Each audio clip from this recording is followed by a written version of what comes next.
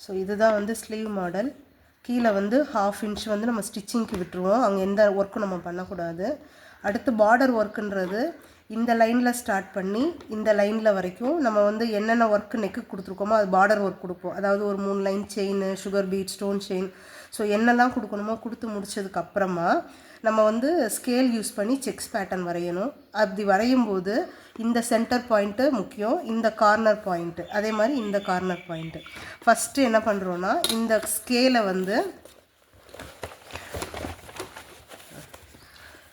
வந்து இந்த சென்டரில் இருந்து வச்சு இந்த கார்னருக்கு வைங்க. வச்சுட்டு இப்படி ஒரு லைன், ஸ்கேலோட ஃப்ரண்ட்டில் ஒரு லைனு, பேக்கில் ஒரு லைன் கொடுக்கணும். அதுக்கப்புறமா திரும்ப ஸ்கேலை அப்படியே கண்டினியூ பண்ணி எந்த இடத்துல முடித்தோமோ அந்த இடத்துல வச்சு இப்படியே லைன்ஸ் போட்டுக்கணும். இப்போது இந்த ஆப்போசிட் போடும்போது இந்த சென்டரையும் இந்த கார்னரையும் வந்து கவர் பண்ணணும். ஸோ கவர் பண்ணிவிட்டு ஸ்கேலோட ஃப்ரண்ட்லேயும் ஒன்று, பேக்லேயும் ஒரு லைனு போட்டுட்டு இதை அப்படியே ஃபாலோ அப் பண்ணி நம்ம லைன்ஸ் போட்டுக்கணும்.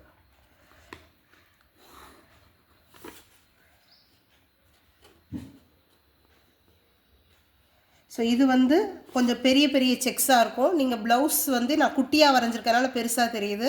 நம்ம ரெகுலர் நார்மல் பேட்டர்ன் ப்ளவுஸ் ஸ்லீவுக்கு வந்து இந்த செக்ஸு சரியாக இருக்கும். இல்லை இதில் ஹாஃப் தான் வேணும்னா இதுக்கும் நடுவில் centre point, mid point mark பண்ணிக்கோங்க. மார்க் பண்ணிவிட்டு சேம் ஸ்கேல் அந்த லைனில் வச்சுக்கோங்க. வச்சுட்டு ஸ்கேலோட ஃப்ரண்ட்டில் ஒரு லைனு, பேக்கில் ஒரு லைனு வரைஞ்சிட்டு திரும்ப அதே வந்து ஃபாலோ அப் பண்ணி போட்டோன்னா நமக்கு வந்து சைஸ் சின்னது கிடச்சிரும். அதே மாதிரி இந்த சைடு வரதுக்கு சென்டர் மார்க் பண்ணிக்கோங்க. பண்ணிவிட்டு ஸ்கேல் அப்படி வச்சுக்கோங்க.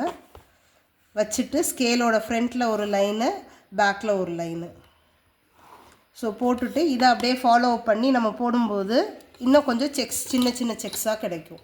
இப்படி தான் போடணும் செக்ஸ் பேட்டர்ன்.